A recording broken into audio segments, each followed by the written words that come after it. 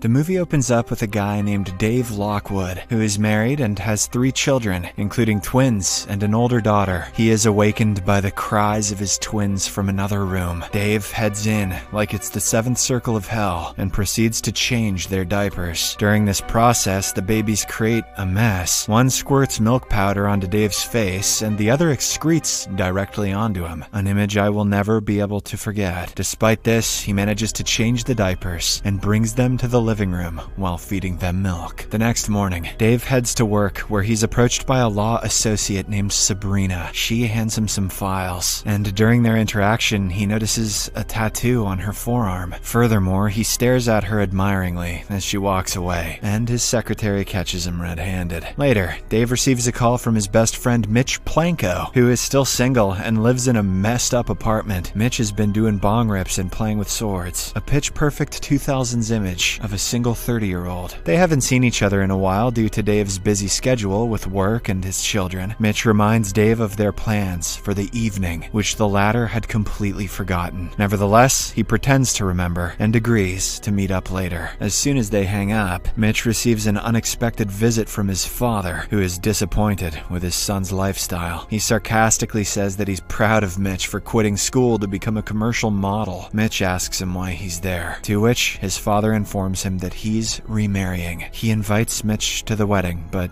Mitch denies. Later in the evening, Dave is giving his twin children a bath when his wife Jamie returns home from work. She reminds him about their scheduled dialogue night appointment, but Dave has forgotten this as well. It turns out their counselor urged them to have a private conversation once a week, but they haven't done so in 3 months. Dave apologizes and requests Jamie postpone it one more time. A little while later, Mitch picks up Dave, and the two friends head to a bar. There, they enjoy their drinks while watching a baseball game. Before long, their conversation turns to life matters. Dave inquires about Mitch's dating life, and the latter proceeds to share his experiences with various women he's been involved with. He even shows Dave a picture of his current intimate partner, Tatiana. Seeing this, Dave comments on how she reminds him of beautiful Sabrina. He begins to contemplate whether he made the wrong choices in life by settling down early and taking on a 9-to-5 job when he could have had the freedom like Mitch. However, Mitch counters this by expressing envy for Dave's life, pointing out that Dave is already on his own ground and has a loving family that prevents him from feeling lonely. Let's not forget there's a third type of guy out there, being single in your 30s and not looking like Mitch. Upon exiting the bar in a drunk state, they make their way to a nearby fountain to relieve themselves. During this, they wish that they had each other's lives. Just then, the city's lights go out for a moment. The following morning, Mitch awakens beside Jamie, who's breastfeeding a baby. This startles him, and he wakes up with a bewildered expression. Upon looking in the mirror, he is shocked to discover that he now possesses Dave's body. On the other hand, the real Dave is asleep at Mitch's apartment when he is awakened by a knock on the door. Upon answering it, he finds his own body standing in front of him. They both stand in front of a mirror and completely freak out, realizing that they've switched bodies. Soon after, they recall the wish they made at the fountain the previous night. Wasting no time, they rush back to the fountain in an attempt to reverse the switch, only to discover that it has been removed for restoration. They then head to the district manager's office to find out the fountain's whereabouts. Unfortunately, the information is not yet available on the computer system. Now, Dave is worried because it's the day for a critical merger meeting at his firm, while Mitch also has an important movie shoot to attend. With no immediate solution, they are forced to wait until the Parks Department locates the fountain, and in the meantime, they must impersonate each other. Afterwards, Mitch arrives at the office dressed informally. As he walks by the office kitchen, he notices a variety of foodstuffs meant for the staff. Mitch hurriedly starts stuffing it all in his pockets and some into his mouth. Just then, he's approached by Sabrina, to whom he passes an unprofessional comment. Nevertheless, she ignores his remark, hands him a merger file, and sends him to the meeting room. It takes him a while to get settled, which disrupts the entire meeting. Following this, one of the Japanese clients asks Mitch about some financial info regarding the company, which completely goes over his head. His lack of professionalism and legal knowledge sabotages an important merger, enraging Dave's boss. Meanwhile, Dave, inhabiting Mitch's body, arrives at a movie set and soon realizes that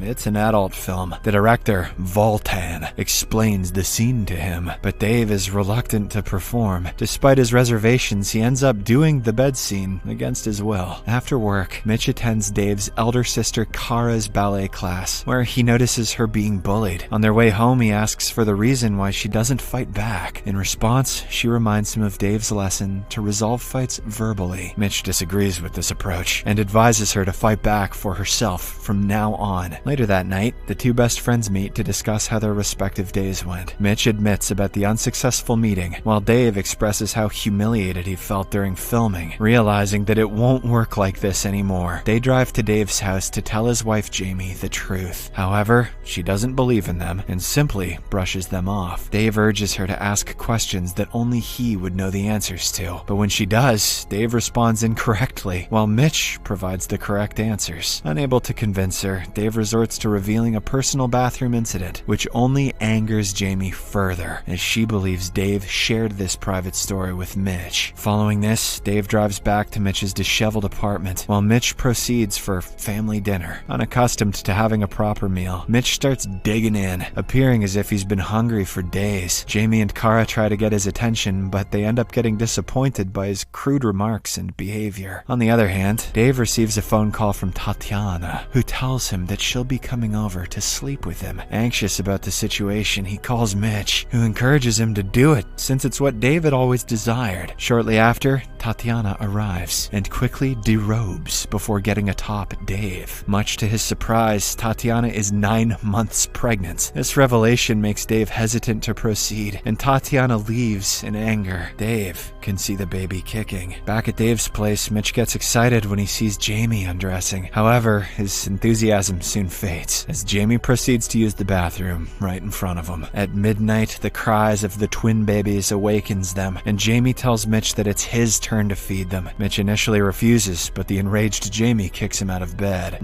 Not knowing what to do, he carries the babies like sacks to the kitchen and calls Dave for help. While on the phone, the babies begin to play with dangerous objects like knives and electrical sockets, causing Mitch to struggle to keep them safe. Unable to stand this lifestyle, Mitch orders Dave to locate the fountain at all costs. The next day, Dave revisits the district office and submits a request form to locate the fountain. He gets furious when he learns that the approval process could take up to 3 weeks. He then goes to his place to share the news with Mitch. Before that, he notices Jamie in tears. When asked, she confides in him about her husband's strange behavior. She also expresses her feelings of loneliness and Dave's lack of attention. Dave is saddened by her words, but feels powerless to change the situation. Later on, he informs Mitch about the lengthy approval time, which infuriates the latter as well. Mitch declares that he can't endure this life any longer and contemplates quitting. However, Dave tells him not to give up and lectures him on being a responsible grown-up man. After a while of deliberation, Mitch agrees to play along. Following this, Dave teaches him everything about himself, including the formal outfits, his daily routine, baby handling techniques, and so on. While at the office, Sabrina informs Mitch about the resumption of the merger, which relieves Dave. Just then, Mitch introduces Dave to Sabrina and urges the two of them to go on a date. He goes on to ramble and sets up Dave on a sudden date with Sabrina because Mitch also has a crush on her. After Dave leaves, Mitch receives a call and he's surprised to hear his father's voice from the other end. Unaware of the swap, Mitch's father calls him for a brief meeting, believing him to be Dave. Later, Mitch, now inhabiting Dave's body, meets with his own father, who tells him about his second marriage. He seeks his help in convincing his friend,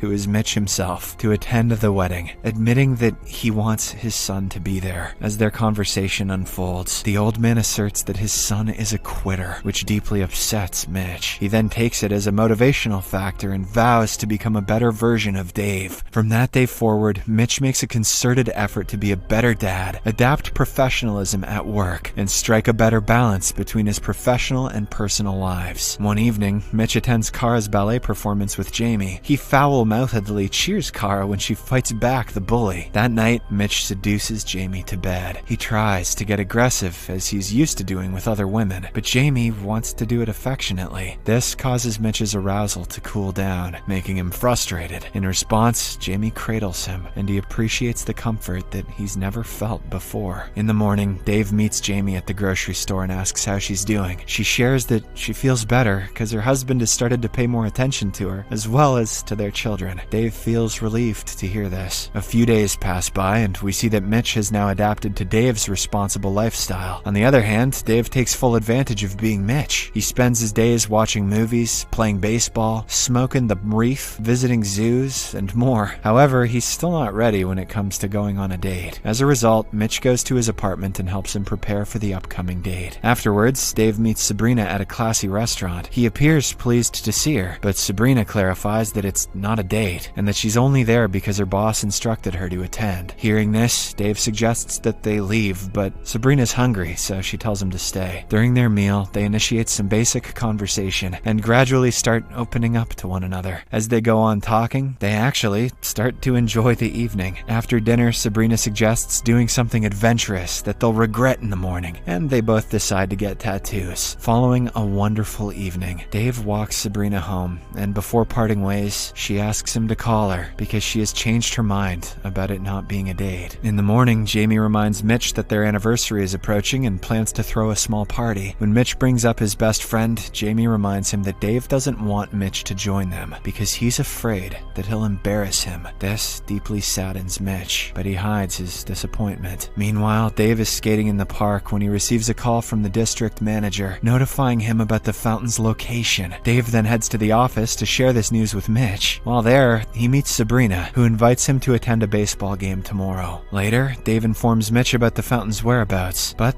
their relief seems somewhat half-hearted. Mitch expresses his wish to stay like this for a while longer because he's really working hard for the company's merger deal and wants to prove himself. Dave also agrees, and the two postpone the change-up. The following day, Dave attends the baseball game with Sabrina, while Mitch goes to the crucial meeting he had been preparing for. During the meeting, the Japanese clients propose a relatively low offer of $625 million, which is far from ideal. With limited options, Dave's boss and the company representatives are on the verge of accepting the offer. It is at this moment when Mitch notices that the other party's representatives haven't left yet. This makes him realize that the other party wants the deal, so Mitch insists on a higher offer of $725 million. After this, he makes Dave's firm representatives leave, scaring the Japanese representatives. Just as they reach the exit, a mediator stops them and agrees to close the deal at $725, leaving everyone elated. Mitch picks the mediator up in happiness, and it's very funny looking. In the evening, both Mitch and Dave's families attend a gala held by the firm to honor Dave's achievement. He's becoming partner. During the event, Jamie gets emotional by the speech that praises Dave's struggle, as well as his family values. Eventually, Mitch comes to realize that it's Dave who truly deserves this recognition, not him. Meanwhile, Dave and Sabrina are at a baseball game when a thunderstorm suddenly hits. Drenched in the rain, he takes her to Mitch's place, where things begin to take a romantic turn. As she undresses herself to get intimate, Dave notices a butterfly tattoo on her body, which reminds him of his daughter. At this point, he realizes he must not fool around like this, and leaves the place abruptly. He drives towards the gala and immediately proceeds to kiss Jamie. This confuses everyone, but Jamie realizes the truth. With this, the two friends drive towards the fountain to reverse the swap. Upon arriving, they hesitate to take a leak there because the fountain is now located in the middle of a bustling mall, surrounded by a crowd of people. Despite the awkwardness, Dave decides to proceed with the plan, while Mitch still can't get her done. At this moment, Mitch brings up the question of why Dave didn't invite him to his anniversary party. Dave admits that he was embarrassed, but he's proud of Mitch now. This relaxes Mitch enough to urinate, and the two make their wish for the swap. As before, the lights go out, and they quickly flee the scene. The following morning, Dave and Mitch are thrilled to find themselves back in their original bodies. Dave wakes up his wife and expresses how deeply he values his family. He then gets on to his fatherly tasks with renewed appreciation. On the other hand, Sabrina comes to Mitch's apartment as she had left her purse. She apologizes for being aggressive the previous night. Mitch quickly catches up and invites her to join him for breakfast. In the final scene, Mitch attends his father's wedding and acknowledges his new spouse as his stepmother. The movie ends as Mitch, who is now in a relationship with Sabrina, attends Dave and Jamie's anniversary celebration.